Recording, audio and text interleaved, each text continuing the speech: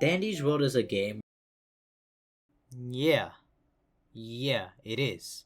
Since Dandy's World is a game, one could assume it may have stats, but not every game has stats. However, Dandy's World is a Delver-like. A lot of Delver-likes have stats. Does Dandy's World have stats? Yes. Despite having stats, Dandy's World does them in a way I haven't seen any other video game do before. Does that mean it's unique? Yeah, but it's not a very good kind of unique. It's heavily flawed, and it is the most flawed system in the entirety of Dandy's World, being the top core issue. Trust me, I'm not lying. So don't get angry, Kirby fans, and insult my character because I have a lot to explain. Mike, go to the next section.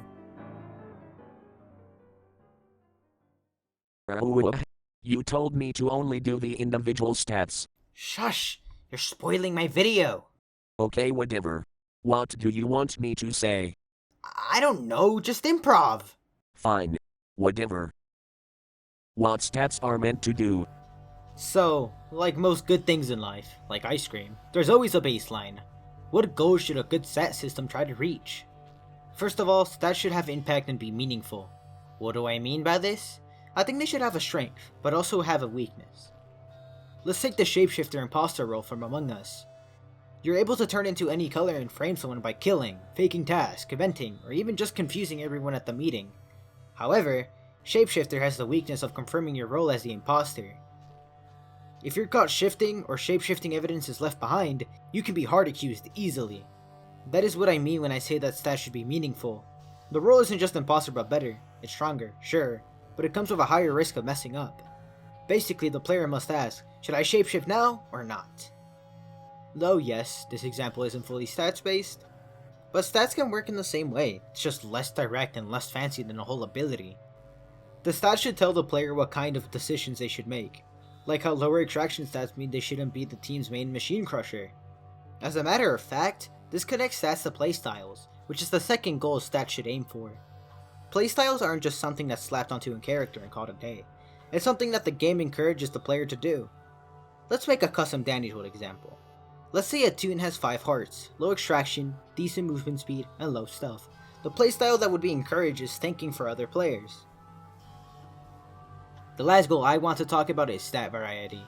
This can honestly connect with the 2 other goals, which is why this is pretty important. Stat variety should make every character feel different to play. They should all have their own strategies, weaknesses, strengths, and place in the team. This is where the meaningful choices come in.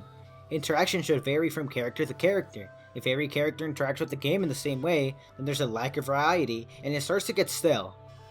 So stats should have different spreads that change what each player has to prioritize, and how they work with the team. This is also one of the places where depth gets supported the most. Stats shouldn't just aim to make every character feel different from other within the same game, they should also try to make them feel different from characters in other games. That forms the game's identity and, marketing stuff, I guess. Mike. Oh. Right. Dandy's World uniqueness. Now that we know what games should strive for with stats, how does Dandy's World do it? Dandy's World has a star system with limited abilities and relatively static health. The stars are spread throughout 5 stats: skill check, movement speed, stamina, stealth, and extraction speed.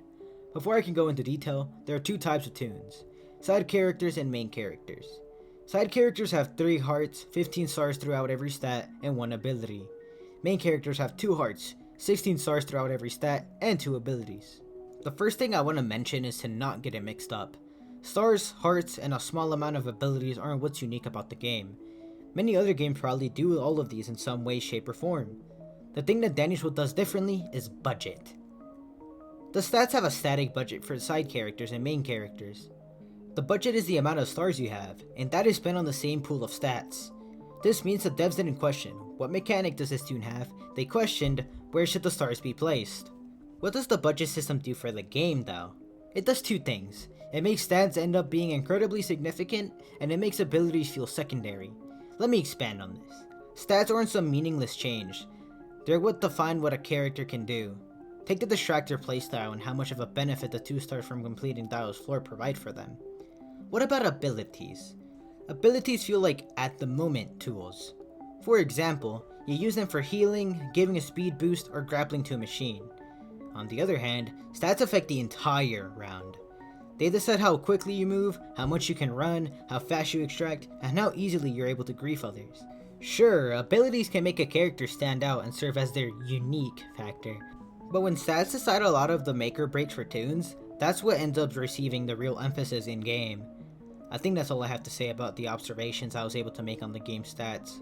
But I didn't really cover how they were flawed, so how exactly is the system flawed?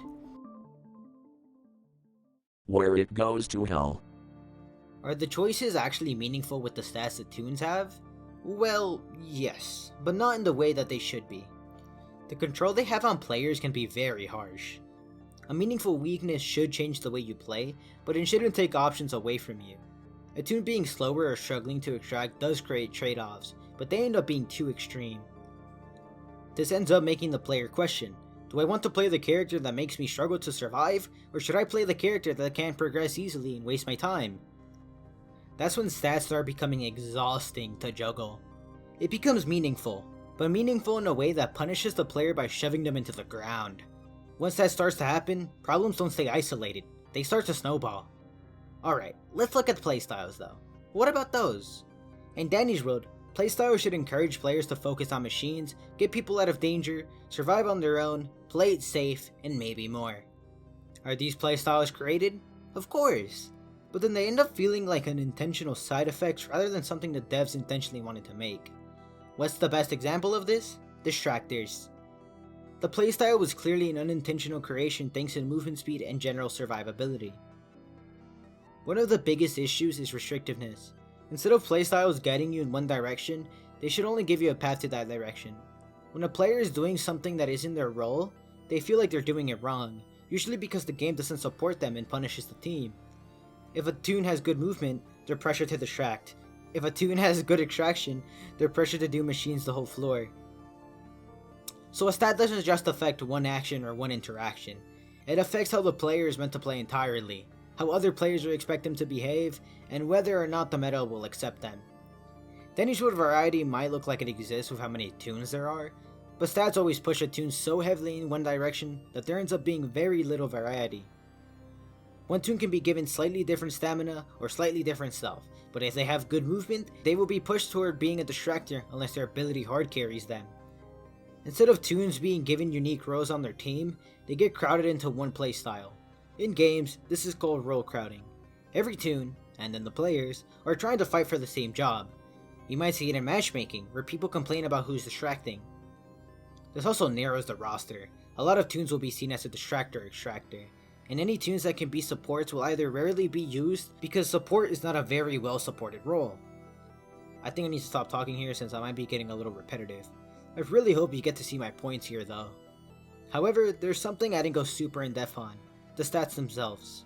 Why? Because obviously they're the sole cause of everything since they are the snowball that began to grow. So let's see what issues they all have. Mike, you can finally go read the stats. You talk too much. Shut up, dude. Hearts. Oh, the heart stat. Honestly, it's probably the best stat in the whole game, due to being one of the only fixed stats with one exception. And the game being a Delver-like, it really fits well. It's easy to read and keep track of, while also feeling pretty punishing when you do take damage. However, it wouldn't be a smart video if I didn't critique something.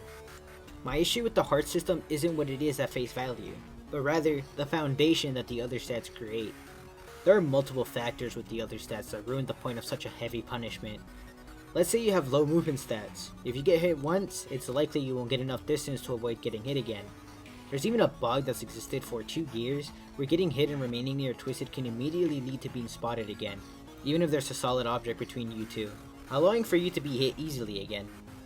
But the main takeaway here is how the other stats begin to weigh down on the heart stat, eventually making it crumble along with the other stats. Let's just move on to the next section. Extraction speed. Extraction speed is what allows toons to passively complete a machine, with one exception. I think this stat is amazing because it fails at all 3 goals I established. But before I go into that, I want to say this is one of the least interactable stats. Since it is solely passive, the only way you can change it is through extraction speed boost. Take movement speed for example. Despite how flawed it is, it still changes how the player handles pathing and chases. Stamina literally has something called stamina management. Extraction isn't any of that, you just click a button and sit still there. What meaningful choice does extraction speed give to the player? If you have a high value, then do the machine. If you have a low value, don't do the machine. I wouldn't even say this is a choice, it's something you have to do. To a point I'll get to right now.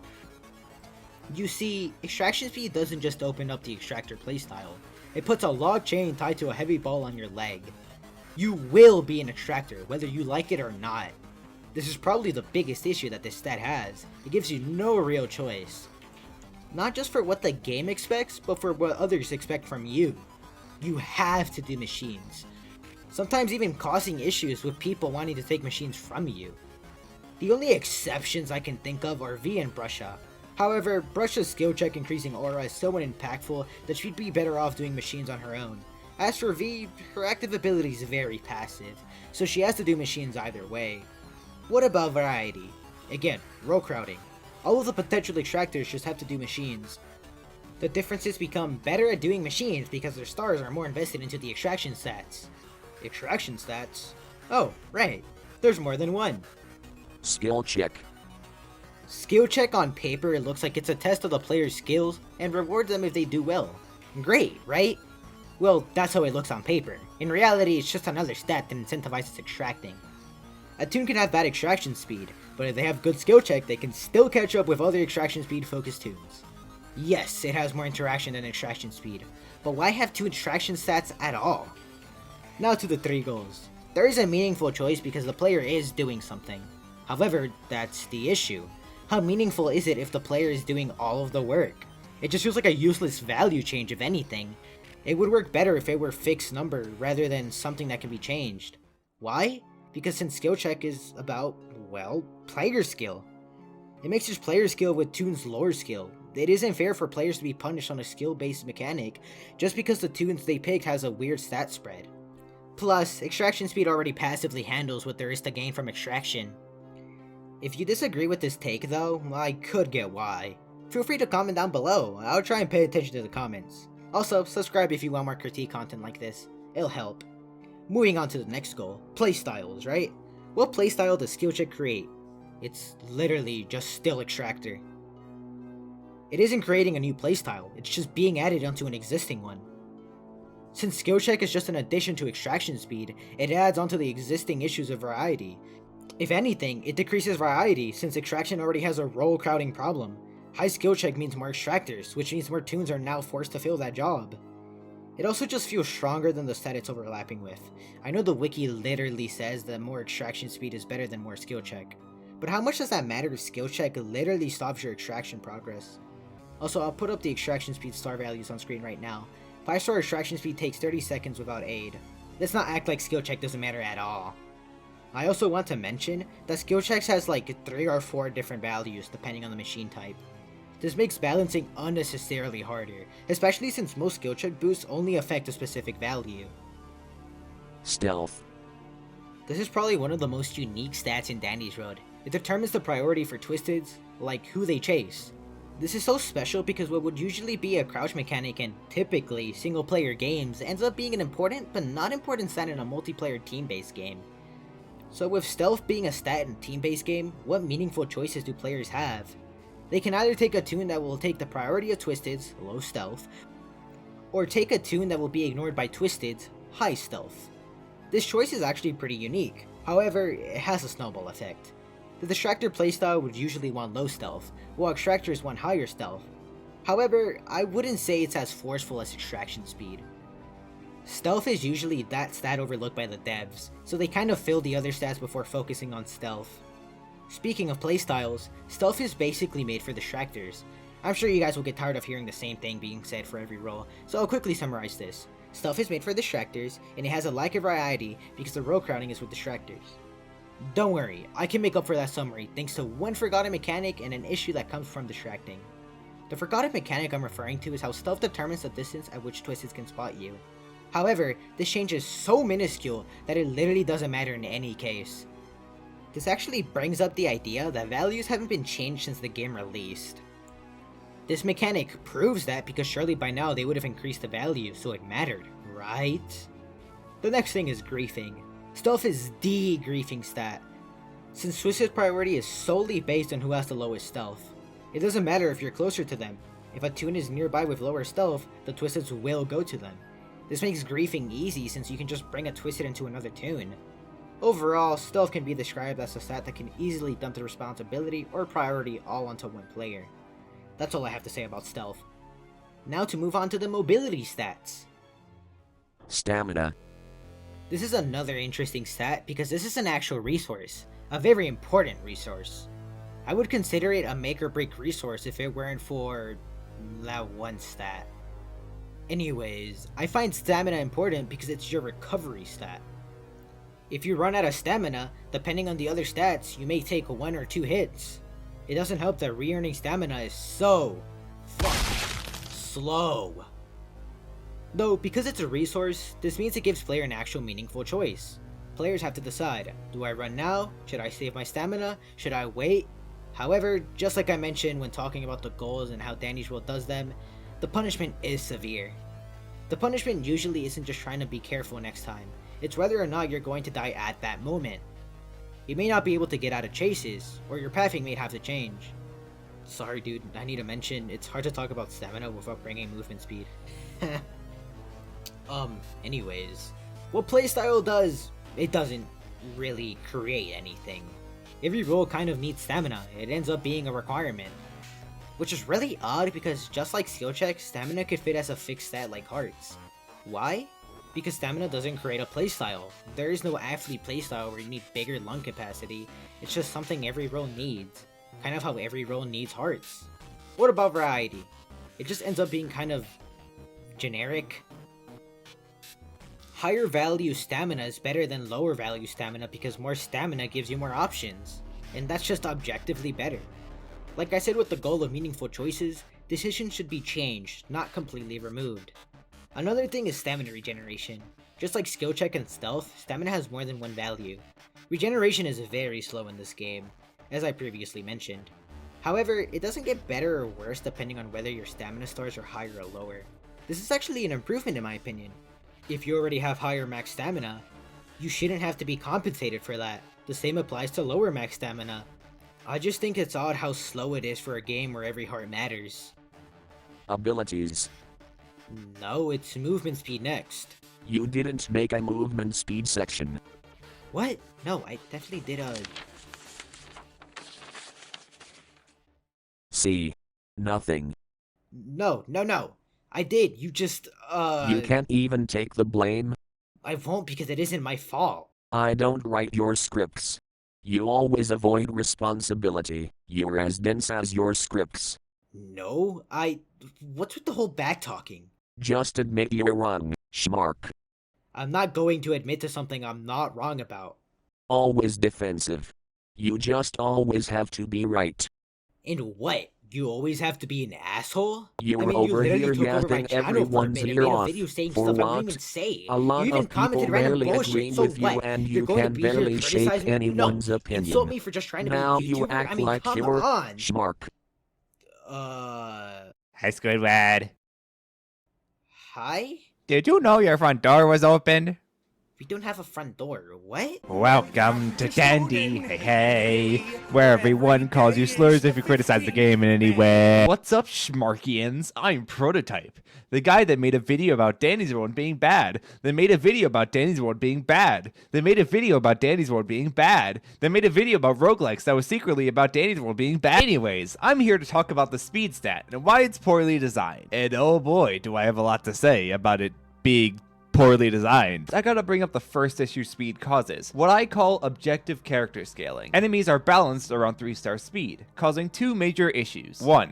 1-star speed is objectively harder to play unless you're carried by a good ability. You use more stamina than 5-star, which means you either need to suffer with low stamina or take stats away from other important stats for stamina. 2. 5-star speed is objectively easier to play. It has the opposite problem as before. You can now completely ignore stamina as you could conserve a lot of it via outwalking. This means less stars in stamina, meaning it can go to other stats instead. No 5-star speed character has been balanced this way yet. However, 4-star has a big issue with this. this. Take Gordy for example. They can outwalk enemies with good trinkets, so they don't need stamina. Thus, they took a bunch out of it. All that stamina instead went into skill check and extraction. They also took out a stealth, which as Smart hopefully explained earlier, isn't that useful, in order to buff up those stats even more. This makes them one of the best extractors in the game, and simultaneously one of the best distractors in the entire game. Bad game design. Speaking of distracting, it's time to talk about that. Schmark made a video about why it's bad already, so I'll probably say some things that overlap. Distracting is a bad mechanic. No shit. It removes half the gameplay for both sides. Extracting is removed from distractors, and enemies are removed from extractors. What makes it worse is that it isn't even intentional, yet the devs treat it like a core mechanic. This actually reminds me of a specific thing in a game I actually enjoy. Celeste. Celeste has a lot of unintentional mechanics, mostly referred to as movement tech. One of the theoretically worst designed mechanics is the neutral climb. The neutral climb is a variant of the wall jump that lets you gain height. You essentially have to go up to a wall, not hold a movement direction, jump off the wall, then move back to it. Once you get the timing down, it's super consistent. This in theory would effectively replace climbing, which costs stamina you can only get back by touching the ground. However, there are use cases for both. Climb jumps are faster and allow you to perform other tech like crouch climbs and corner boosts, and cowbobs, I guess. It also doesn't push you away from the wall, meaning tight spaces with spikes are more risky to neutral climb on. They both have applications. Now, do I think distracting could work as a mechanic if it was designed like this? No, I don't think permanently looping enemies is a good thing at all for a survival horror game, especially when it prevents 90% of the lobby from engaging with enemies at all. Ideally, distracting should be replaced with just pulling an enemy off someone and then disengaging with that enemy, whether through going invisible or by stunning them. Yes, I'm saying Connie would be an amazing distractor. I think the stat values are the main cause of the issue here. Your walk and run speeds start at 10 and 20 respectively and increase by 2.5 up to 20 and 30 at 5-star speed. Let's try to analyze what the thought process was here. It was clearly just the devs picking nice and even numbers, starting at 10 and doing a 25% increase. This is fine as a starting point. Keyword, starting point. You could use this as a jumping off point to polish up the stat and make it so it's evenly scaled with everything else. The devs, or more specifically the personalized ship with 25% Wingstop Man, forgot to do this. They just forgot a core part of the game design process. This is a running theme with the game's development. The devs add stuff without thinking what purpose it serves for the game. A lot of stuff like the ability cap and the rarity system are completely arbitrary things that just exist to limit the potential. This isn't how you design a game. Everything you add needs a purpose to exist. One other thing I'd like to point out before ending my segment is the weird trickle-down effect distracting has had on the game. Essentially, the main task was never designed with more than 2 enemies on the floor actively searching. You can see this if you play solo runs, where a machine out in the open can turn into a 20-minute long nightmare, especially at low speed. Not enough people played the game without distractors for there to be any complaints made about this. Oh, and of course we can't forget treadmill machines. Their entire purpose is to fuck over slow extractors, since they're slow. Yeah, I don't even care about how rare they are. They can spawn out in the open, meaning that 20-minute nightmare scenario can be made even longer. Good job, devs. A game I think balanced the speed stat pretty well is Dolly's Factory, which goes from 10 to 16 in walk speed and double that in run speed. This honestly works way better since enemies are actually able to catch up to high speed characters, and low speed characters aren't just dead by default. The game also did something similar for Extraction, which means the 2 most OP stats are no longer less balanced than a fat guy in Wipeout. That's all I got. Back to Schmarkus Farkus Malarkus. By the way, Finn is filler!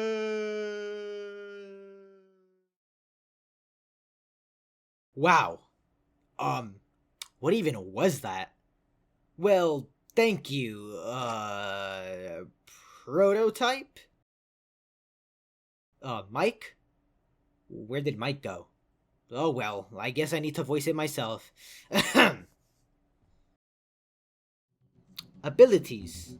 What's the issue with abilities? Well, honestly, you come to realize that abilities don't compete against each other, they compete with stats. That's something I actually haven't seen any other game do before. You usually don't hear people saying, "Wow, Coco's bonbons are awesome." I love Coco. You usually hear them talk about her 4-star movement speed and her 2-star extraction. This shows the core problem with the budget star system. It's not allowing abilities to shine as much as players think they do. Stats will constantly overshadow abilities because stats are forever. Abilities are something that happens once. However, the amount of abilities is also to blame. If a side character gets one ability, then that ability needs to do a lot of heavy lifting to compete with the dominant stats. It needs to show the highlights of the tune, be unique from other tunes, and create actual gameplay. That's a really hard task, especially when the devs make the abilities ones and dones with small boosts and minimal interactivity. Also, I mentioned how stats should create variety, but variety comes from abilities. Bessie, for example, if it weren't for her active ability, would at best be a distractor.